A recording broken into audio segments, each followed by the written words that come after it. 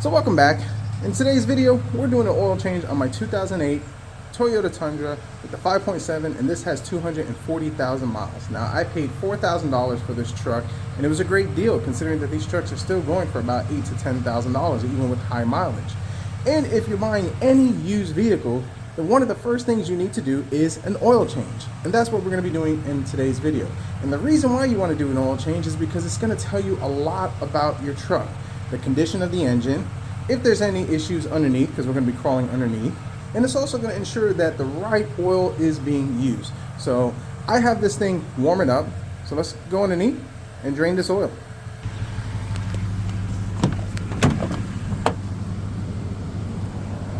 Nice and warmed up, ice cold AC, so let's shut her down.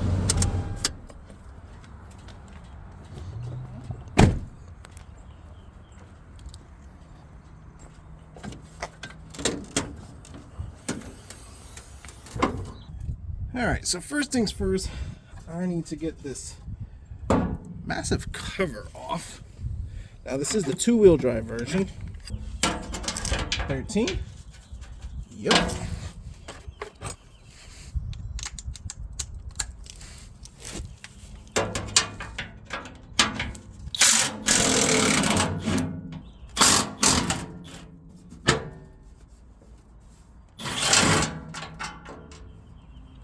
There's one, two, three. Missing one, but we got one over here, which that one looks like it snapped off from rust.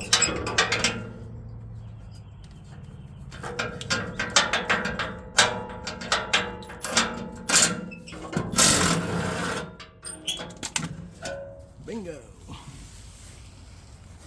And now we have full access to our oil filter.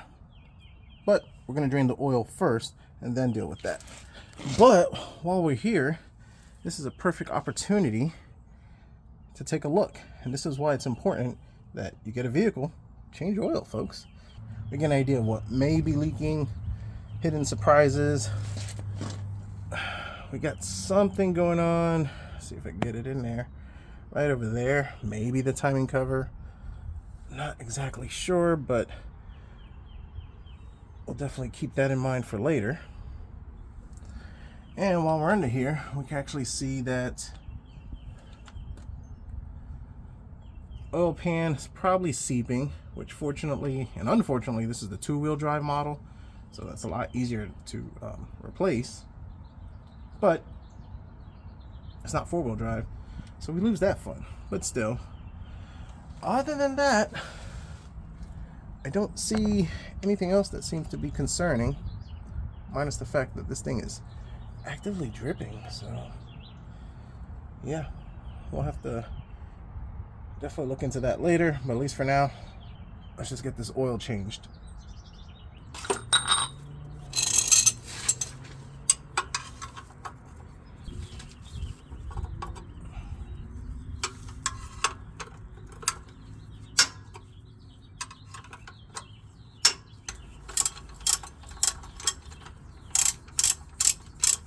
It's actually not too bad.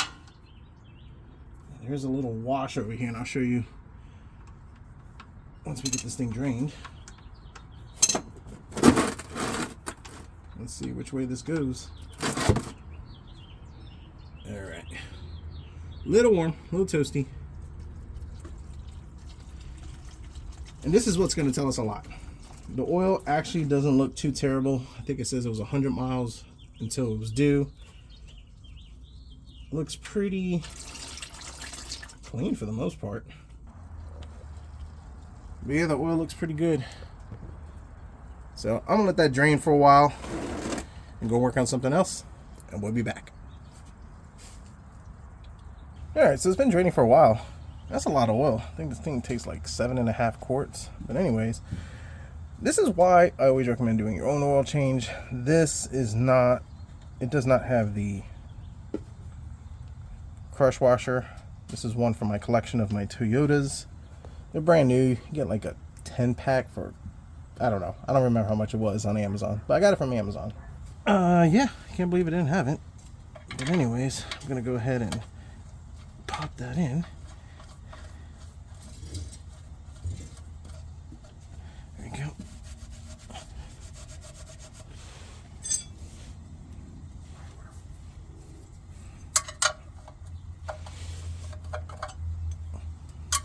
Give it a nice snug.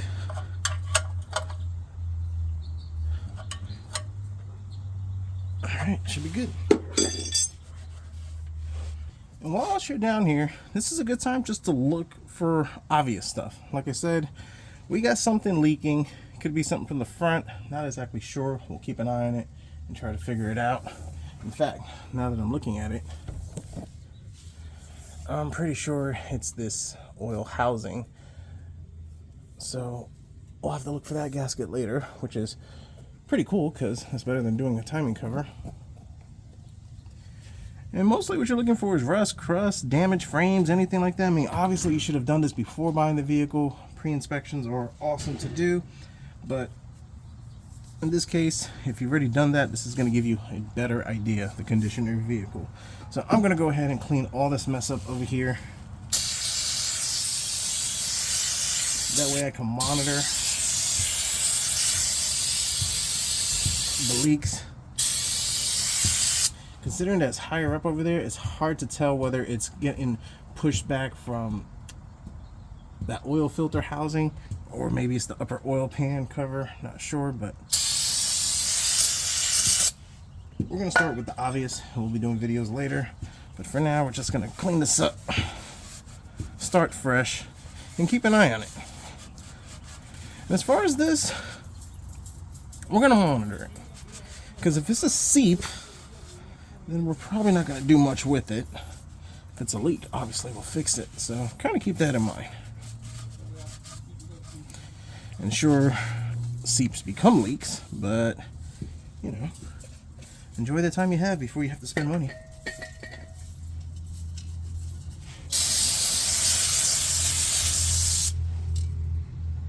Now, moving on to this.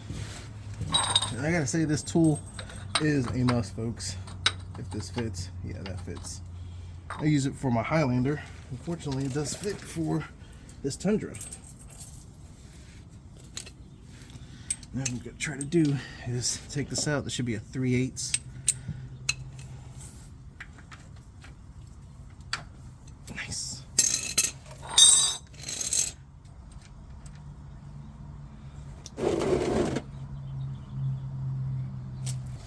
Let's get this O-ring out. Oop, that fell in there. Oh well, that's fine. And now I'm using an OEM filter from Toyota. It comes with this. I've never had much success with it, but I'll give it a shot.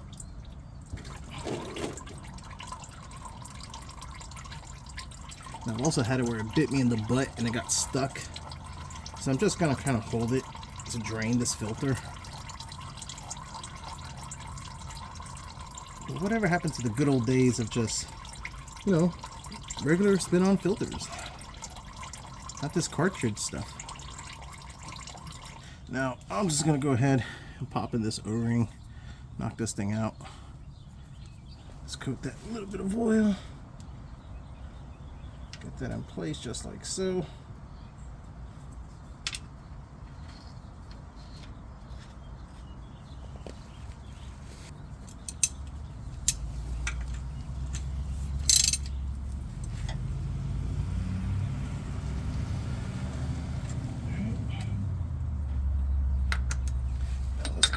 Filter off. If I remember correctly, there we go. There's only one way it lines in.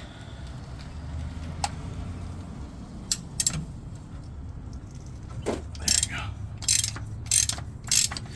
And sometimes these things are just ridiculously tight, and it's crazy.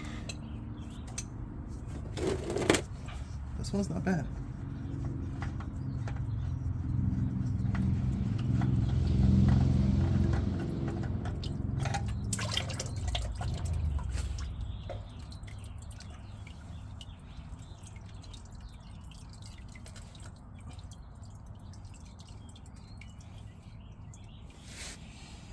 here's our filter. And I guess the good thing about the cartridge filter, now that I think about it, especially for a vehicle like this, is that I can actually take a look at the pleats and see if there's any metal in my oil. So, okay, I guess there is some advantage to this. I don't have to worry about cutting it open. This is kind of weird.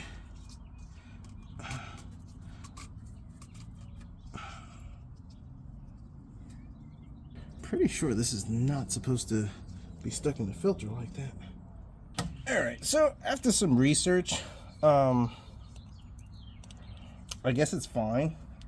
It's kind of normal for it to come off, but on the wife's Highlander, it's like one piece. So I'm probably gonna end up changing this, going to dealer, getting one. Maybe it's fine, but I'd rather play it safe than sorry.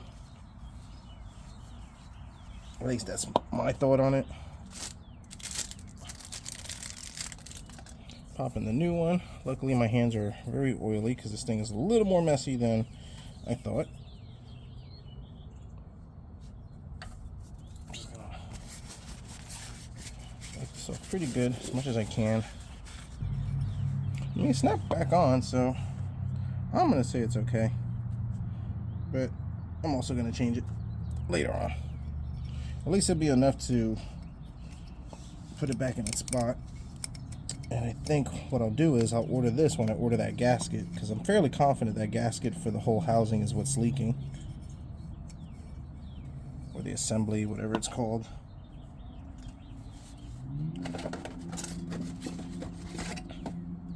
I'll pop in our OEM Toyota filter, just like so. Maybe. Man.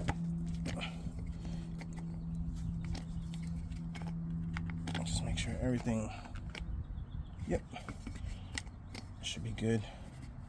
And the whole point of that thing is to make sure that this thing doesn't collapse. So it is kind of important. I was just gonna pop this back in just like so.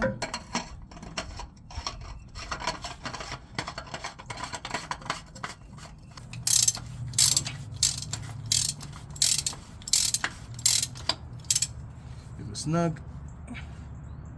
Spray everything down. Also get all that leak.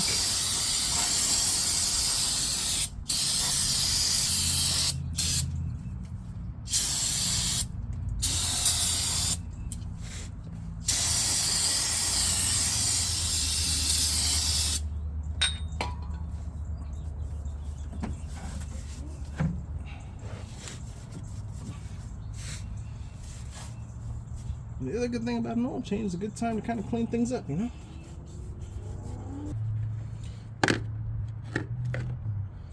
Alright, time for some oil.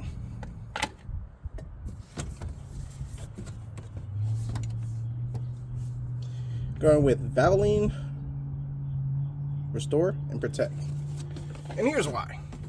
I actually used this on my 2001 Toyota Camry. That one burns about a quart of oil every 3,000 miles. And since I've switched to this, that car now only burns half a quart every 3,000 miles. So with the high mileage and stuff like that, this seems pretty good. That was pretty impressive. And well, that's what we're going with. And this thing is thirsty and takes 7.5 quarts, or 7.4. I think it's like 7.5.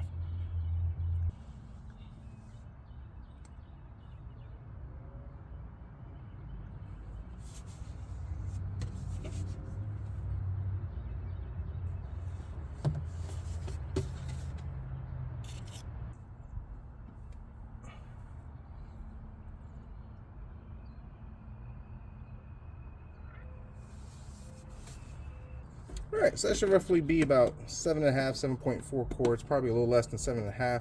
Obviously, we'll check the dipstick, and we should be good. So let's go ahead and fire this up.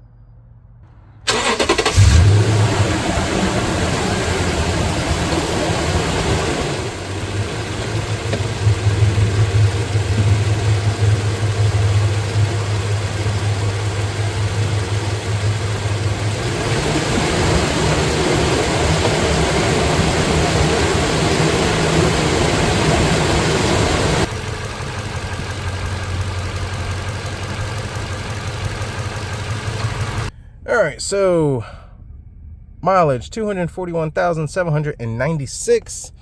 Let's go ahead and do the oil at 246,800. I run full synthetic, and I do my oil change every 5,000 miles. And yes, I did run 530. This truck calls for 520, even says 020, which I guess that would help with fuel efficiency, but older truck, higher mileage, why not go a little thicker? I run that in my wife's Toyota Highlander, and I've done that for a couple of years already. Never had an issue.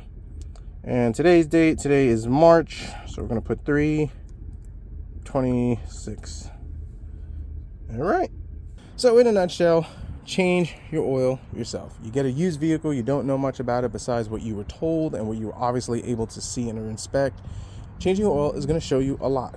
In my case, this has a cartridge style filter, so I was able to actually see that there's no metal in the filter, which is great. The oil looked pretty good, and we were able to find out that we do have a leak we need to address, which is that oil filter housing. And then while you're under there, you're able to inspect. Take a look at your rotors, take a look at your pads, move around your drive shaft. There's so many things that you can take a look at by getting underneath your vehicle. Please do it safely. And all this is from changing your oil. Now, 5W30 Valvoline Restore and Protect, that should keep this thing happy and running for many more years. And of course, I mean, it's a Toyota, really good engine. So hope you enjoyed this video. If you have a used vehicle, change your oil, learn a lot, and stay tuned, because there's gonna be a lot more work on this truck to get it to the standard where I could just jump in it and take it across country. So thanks for watching.